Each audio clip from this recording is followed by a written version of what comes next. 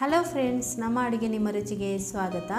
ಇವತ್ತು ಗೃಹಿಣಿಯರಿಗೆ ತುಂಬ ಅನುಕೂಲವಾಗುವಂತಹ ಒಂದು ಟಿಪ್ಸ್ ನಿಮ್ಮ ಜೊತೆ ಶೇರ್ ಮಾಡಬೇಕು ಅಂತ ಅಂದ್ಕೊಂಡಿದ್ದೀನಿ. ಇದು ನಿಮಗೆ ಖಂಡಿತ ತುಂಬಾ ಅನುಕೂಲ ಆಗ್ಬೋದು. ಸಾಧಾರಣವಾಗಿ ಹಾಲು ಕಾಯಿಸುವಾಗ ಒಡೆದೋದ್ರೆ ಆಮೇಲೆ ನಾವು ಹಾಗೇ ಬಿಟ್ಬಿಡ್ತೀವಿ. ಅದರಿಂದ ರಸಮಲೈ, ರಸಗುಲ್ಲ, ಪನ್ನೀರ್ ಈ ಥರ ಮಾಡಿಬಿಡ್ತೀವಿ. ಇಲ್ಲಾಂದರೆ ಅದನ್ನು ಚೆಲ್ತೀವಿ. ಆಯಿತಾ, ನಾನಿವತ್ತು ನಿಮಗೆ ಹೇಳ್ತಾ ಇರುವಂತಹ ಟಿಪ್ಸ್, ಹಾಲು ಕಾಯಿಸ್ತಾ ಇರುವಾಗ ಏನಾದರೂ ಒಡೆದೋಗ್ಬಿಟ್ರೆ ಅದನ್ನು ನಾವು ಕೂಡಲೇ ಸರಿ ಮಾಡ್ಕೊಳ್ಬೋದು. ಅದರಿಂದ ಟೀ, ಕಾಫಿ ಅಥವಾ ಪಾಯಸ ಕೂಡ ಮಾಡ್ಕೊಳ್ಬೋದು, ಯಾವುದೇ ಚಿಂತೆ ಇಲ್ಲದೆ. ನಾನು ಇದನ್ನು ಮಾಡ್ಕೊಂಡಿದ್ದೀನಿ. ನಿಮಗೂ ಕೂಡ ಈ ಒಂದು ವಿಧಾನವನ್ನು ಶೇರ್ ಮಾಡ್ತಾ ಇದ್ದೀನಿ. ಬನ್ನಿ ಹಾಗಾದರೆ ಹೇಗೆ ಇದು ಟಿಪ್ಸ್ ಅಂತ ನೋಡೋಣ. ಹಾಗೆಯೇ ನಮ್ಮ ಚಾನಲ್ಗೆ ನೀವು ಸಬ್ಸ್ಕ್ರೈಬ್ ಆಗಲಿಲ್ಲ ಅಂದರೆ ಸಬ್ಸ್ಕ್ರೈಬ್ ಮಾಡ್ಕೊಳ್ಳಿ. ಈ ವಿಡಿಯೋ ಇಷ್ಟ ಆದರೆ ಲೈಕ್, ಶೇರ್ ಆ್ಯಂಡ್ ಕಮೆಂಟ್ ಮಾಡೋದು ಮರಿಬೇಡಿ. ಈಗ ನೋಡಿ, ನಾನು ಹಾಲು ಕಾಯಿಸ್ತಾ ಇದ್ದೆ, ಆದರೆ ಒಡೆದು ಹೋಗಿದೆ ಅಂದರೆ ಒಡೆದು ಹೋಗ್ತಾ ಇದೆ ಅಂತ ಅನ್ನುವಾಗ ಗೊತ್ತಾಯಿತು. ಈ ವಿಧಾನವನ್ನು ನಿಮ್ಮ ಜೊತೆ ಶೇರ್ ಮಾಡಬೇಕು ಅಂತ ಅಂದ್ಕೊಂಡು ನಾನು ತಕ್ಷಣ ಗ್ಯಾಸ್ ಆಫ್ ಮಾಡಿಬಿಟ್ಟು ವಾಪಸ್ ಈಗ ಒಲೆ ಮೇಲೆ ಇಡ್ತಾ ಇದ್ದೀನಿ. ಯಾಕೆಂದರೆ ಅದರಲ್ಲೇ ಬಿಟ್ಬಿಟ್ರೆ ಕಂಪ್ಲೀಟಾಗಿ ಒಡೆದು ಹೋಗುತ್ತೆ. ಇಲ್ಲಿ ನೋಡ್ಬೋದು, ಹಾಲು ಒಡಿತಾ ಇದೆ ನೋಡಿ. ತಕ್ಷಣಕ್ಕೆ ನಿಮಗೆ ನಾನಿಲ್ಲಿ ತೋರಿಸ್ತಾ ಇದ್ದೀನಿ. ಒಂದು ರೀತಿ ದಪ್ಪ ಆಗಿದೆ, ಸೈಡಲ್ಲೆಲ್ಲ ಒಂದು ರೀತಿ ದಪ್ಪ ಆಗ್ತಾ ಬರ್ತಾ ಇದೆ. ಅದು ಒಳಗಡೆಯಿಂದಲೇ ಟಪ ಟಪ ಟಪ ಸೌಂಡ್ ಬರುತ್ತೆ ಹಾಗೆ ಹಾಲು ಒಡೆದು ಹೋಗುವಾಗ. ಆಯಿತಾ, ಈಗ ನೋಡಿ ಸೈಡಲ್ಲಿ ದಪ್ಪ ಕೂಡ ಆಗಿದೆ ಇದು. ಈಗ ಇದು ಹಾಲು ಬಿಟ್ಟರೆ ಇಲ್ಲೇ ಒಡೆದು ಹೋಗುತ್ತೆ. ಈಗ ಇದಕ್ಕೆ ಒಂಚೂರು ಅಷ್ಟು ಅಡುಗೆ ಸೋಡಾ ಹಾಕಿದ ತಕ್ಷಣ ಇದು ನೋಡಿ ಈ ರೀತಿ ನಾವು ಮಾಡಿಕೊಂಡ್ರೆ ಕಂಪ್ಲೀಟಾಗಿ ಮೊದಲು ಯಾವ ರೀತಿ ಹಾಲು ಇತ್ತು ನೋಡಿ ಅದೇ ರೀತಿ ಹಾಲು ಬರುತ್ತೆ. ಮತ್ತು ನಾನು ಇಡುವಾಗ ಅದು ಒಂದು ಸ್ವಲ್ಪ ಹುಳಿ ರೀತಿ ಇತ್ತು. ನನಗೆ ಒಂದು ಸ್ವಲ್ಪ ಡೌಟ್ ಕೂಡ ಇತ್ತು ಇದು, ಆದ್ರೂ ನಾನು ಹಾಲು ಕಾಯಿಸೋದಕ್ಕಿಟ್ಟೆ. ಆಮೇಲೆ ನಾವು ಸೋಡಾ ಪುಡಿ ಹಾಕಿದ ಮೇಲೆ ನೋಡಿ ಎಷ್ಟು ಚೆನ್ನಾಗಿ ಈಗ ಉಕ್ಕಿ ಬರ್ತಾ ಇದೆ ಅಂತ. ಹಾಲು ಒಡೆದೋದ್ರೆ ಯಾವುದೇ ಕಾರಣಕ್ಕೂ ಉಕ್ಕಿ ಬರೋದಿಲ್ಲ. ಆಯಿತಾ, ಅದಲ್ಲೇ ಪಟಪಟ ಅಂತ ಸೌಂಡ್ ಮಾಡಿಬಿಟ್ಟು ಆಮೇಲೆ ಎಲ್ಲ ಬೇರೆ ನೀರು ಬೇರೆ, ಹಾಲಿನ ಒಂದು ಏನು ದಪ್ಪ ಏನು ಹೇಳ್ತಾರೆ ನಾವು ಪನ್ನೀರ್ ಮಾಡ್ತೀವಲ್ವ, ಆ ಅಂಶ ಎಲ್ಲ ಬೇರೆ ಆಗುತ್ತೆ. ಈ ರೀತಿ ಉಕ್ಕಿ ಅಂತೂ ಖಂಡಿತ ಬರೋದಿಲ್ಲ. ಈಗ ಸರಿಯಾದ ಮೇಲೆ ಅದು ನಿಮಗೆ ಚೆನ್ನಾಗಿ ಹಾಲಿನ ಥರನೇ ಉಕ್ಕಿ ಬರ್ತಾ ಇದೆ.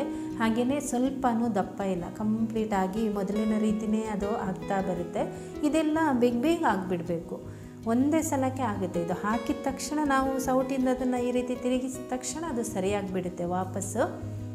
ಆದರೆ ಹಾಲು ಕಾಯಿಸುವಾಗ ಒಡೆದು ಹೋಗಿದೆ ಅಂದ ತಕ್ಷಣ ಈ ಪುಡಿಯನ್ನು ನೀವು ಹಾಕಬೇಕು. ಅಡುಗೆ ಸೋಡಾ, ಕುಕ್ಕಿಂಗ್ ಸೋಡಾ ಇದೆಲ್ಲರಿಗೂ ಗೊತ್ತಿರುತ್ತಲ್ವ. ನೀವು ಜಾಸ್ತಿ ಹಾಕಬೇಡಿ, ಕೈಯಲ್ಲಿ ಒಂಚೂರು ಅದನ್ನು ತುದಿಯಲ್ಲಿ ತಗೊಂಡು ಹಾಕಿದರೆ ಸಾಕು. ಅಷ್ಟೇ ಹಾಕಲಿಕ್ಕಿರೋದು. ಕಂಪ್ಲೀಟಾಗಿ ಮೊದಲನ ಥರ ಆಗಿಬಿಡುತ್ತೆ. ಇದರಿಂದ ನಾನು ನಿಮಗೆ ಟೀ ಕೂಡ ಮಾಡಿ ತೋರಿಸ್ತಾ ಇದ್ದೀನಿ. ಹಾಗೆಯೇ ಕೊನೆಗೆ ಕೆನೆ ಕಟ್ಟಿದ್ದು ಕೂಡ ತೋರಿಸ್ತಾ ಇದ್ದೀನಿ. ಆಯಿತಾ, ಟೀ ಮಾಡುವಾಗ ನಿಮಗೆ ಗೊತ್ತಾಗುತ್ತೆ ಯಾವ ರೀತಿ ಅದು ಹಾಲು ಒಡೆದು ಹೋದರೆ ಟೀ ಮಾಡುವಾಗ ಅದು ಒಂದು ಸ್ವಲ್ಪ ಬೇರೆ ಥರನೇ ಇರುತ್ತೆ, ಪುಡಿ ಥರ ಮೇಲೆ ನಿಂತ್ಕೊಂಡು. ಮತ್ತು ಕೆನೆ ಕಟ್ಟೋದಿಲ್ಲ ಮೇಲ್ಗಡೆ. ಈಗ ಟೀ ಹಾಗೇ ಇಟ್ಬಿಟ್ರೆ ಮೇಲ್ಗಡೆ ಕೆನೆ ಕಟ್ಟುತ್ತೆ ನೋಡಿ, ಆ ರೀತಿ ಕೆನೆ ಕಟ್ಟೋದಿಲ್ಲ ಹಾಲು ಒಡೆದು ಹೋದರೆ. ಇದರಿಂದ ನಿಮಗೆ ಟೀ ಮಾಡಿ ಕೂಡ ತೋರಿಸ್ತೀನಿ. ಇದರಿಂದ ಟೀ, ಕಾಫಿ, ಪಾಯಸ ಕೂಡ ನೀವು ಮಾಡ್ಕೊಳ್ಬೋದು. ಈಗ ನೋಡಿ ಎಷ್ಟು ಕರೆಕ್ಟಾಗಿದೆ ಅಂತ. ಇದು ಈಗ ನಮಗೆ ನೋಡಿ ಅಂಗಡಿ ಹತ್ತಿರ ಇದ್ದರೆ ನಾವು ಹಾಲು ಒಡೆದೋದ್ರೆ ಇನ್ನೊಂದು ಹಾಲು ತೊಗೊಂಬರ್ಬೋದು. ಆಯಿತಾ, ಆದರೆ ಕೆಲವರಿಗೆ ದೂರ ಇರುತ್ತೆ ಮನೆಗೀಗ ನೋಡಿ, ಯಾರಾದರೂ ಒಂದು ನೆಂಟರು ಬರ್ತಾರೆ, ತಕ್ಷಣಕ್ಕೆ ನಿಮಗೆ ಏನಾಗುತ್ತೆ, ಹಾಲು ಒಡೆದೋಗ್ಬಿಟ್ರೆ ಬೇರೆ ಪ್ಯಾಕೆಟ್ ಹಾಲು ಇರೋದಿಲ್ಲ. ಏನು ಮಾಡ್ತೀರಾ ಆಗ ನಿಮಗೆ ಈ ಒಂದು ಟಿಪ್ಸು ತುಂಬ ಅನುಕೂಲಕ್ಕೆ ಬರುತ್ತೆ. ನಮಗೆ ಆದರೆ ಪರವಾಗಿಲ್ಲ, ಯಾರಾದರೂ ನೆಂಟರು ಬರುವಾಗ ಹಾಲೇ ಇಲ್ಲ ಅಂದ್ಬಿಟ್ರೆ ಆಗ ನಮಗೆ ಗಡಿಬಿಡಿ ಆಗಿಬಿಡುತ್ತೆ ಅಲ್ವಾ. ಆಗ ನೀವು ಈ ಟಿಪ್ಸನ್ನು ಖಂಡಿತ ನೀವು ಸೇವ್ ಮಾಡಿಟ್ಕೊಳ್ಳಿ ಅಥವಾ ನೆನಪಲ್ಲಿ ಇಟ್ಕೊಳ್ಳಿ. ಖಂಡಿತ ಇದನ್ನು ಫಾಲೋ ಮಾಡಿ, ಕರೆಕ್ಟಾಗಿಬಿಡುತ್ತೆ. ಆದರೆ ಒಡೆದು ಹೋದ ತಕ್ಷಣ ಹಾಕಬೇಕು. ಆಯಿತಾ, ಜಾಸ್ತಿ ಒಡೆದೋಗ್ಬಿಟ್ರೆ ಹಾಕಬೇಡಿ. ಈಗ ನೋಡಿ ಸೈಡಲ್ಲಿ ನಿಮಗೆ ತೋರಿಸ್ತಾ ಇದ್ದೀನಿ, ಎಲ್ಲ ಚೆನ್ನಾಗಿ ಅದು ಕುದಿ ಬಂದು ಎಲ್ಲ ಆದಮೇಲೆ ಈಗ ನೋಡಿ ಸ್ವಲ್ಪನೂ ಇಲ್ಲ, ಕ್ಲೀನ್ ಆಗಿಬಿಟ್ಟಿದೆ ಅಲ್ವಾ. ದಪ್ಪ ಅನ್ನೋದು ಸ್ವಲ್ಪನೇ ಇಲ್ಲ, ಮೊದಲಿನ ಥರನೇ ಈಗ ಆಗಿಬಿಟ್ಟಿದೆ ನೋಡಿ, ಇಲ್ಲಿ ತೋರಿಸ್ತಾ ಇದ್ದೀನಿ. ಮತ್ತು ಇನ್ನೊಂದು ನೆನಪಿಟ್ಕೊಳ್ಳಿ, ಹಾಲು ಕಾಯಿಸುವಾಗ ಒಡೆದು ಹೋಗಿರೋದಕ್ಕೆ ಕಾರಣ ತಿಳ್ಕೊಳ್ಳಿ. ಯಾವುದೇ ಬೇರೆ ಕಾರಣ ಇರಬಾರ್ದು. ಅಂದರೆ ನೀವು ಹಾಲು ಒಂದು ಕಡೆ ಇಟ್ಬಿಟ್ಟಿದ್ದೀರಾ, ಏನಾದರೂ ಅದಕ್ಕೆ ಬಿದ್ದು ಹಾಳಾಯಿತು ಆಗ ಉಪಯೋಗಿಸ್ಕೋಬೇಡಿ. ಖಂಡಿತ ಏನೂ ಇಲ್ಲ, ನೀವು ಪ್ಯಾಕೆಟ್ ಹಾಲು ತೊಗೊಂಬಂದಿದ್ದೀರಾ, ಕಾಯಿಸ್ತಾ ಇದ್ದೀರಾ, ಒಡೆದೋಯ್ತು, ಆಗ ನೀವು ಇದನ್ನು ಸರಿ ಮಾಡ್ಕೊಳ್ಬೋದು. ಅಥವಾ ಫ್ರಿಜ್ಜಲ್ಲಿ ಇಟ್ಟಿದ್ದೀರಾ, ನಾನು ನೋಡಿ ಫ್ರಿಜ್ಜಲ್ಲಿ ಇಟ್ಟಿದ್ದೆ, ಒಂದಿನ ಆಗಿತ್ತು, ನೆಕ್ಸ್ಟ್ ಡೇ ಇದನ್ನು ಕಾಯಿಸುವಾಗ ಈ ರೀತಿ ಆಯಿತು. ಪಕ್ಕದಲ್ಲಿ ಮೊಸರಿನ ಒಂದು ಪಾತ್ರೆ ಇಟ್ಟಿದ್ದೆ ನಾನು, ಮೊಸರು ಮುಚ್ಚಳ ಇಟ್ಟು ಪಾತ್ರೆ ಇಟ್ಟಿದ್ದೆ. ಆ ಕಾರಣಕ್ಕೆ ಇರ್ಬೋದು ಅಂತ ಅಂದ್ಕೋತಾ ಇದ್ದೀನಿ ನಾನಿದನ್ನು ಟೀ ಕೂಡ ಈಗ ನಿಮಗೆ ಮಾಡಿ ತೋರಿಸ್ತಾ ಇದ್ದೀನಿ ನೋಡಿ.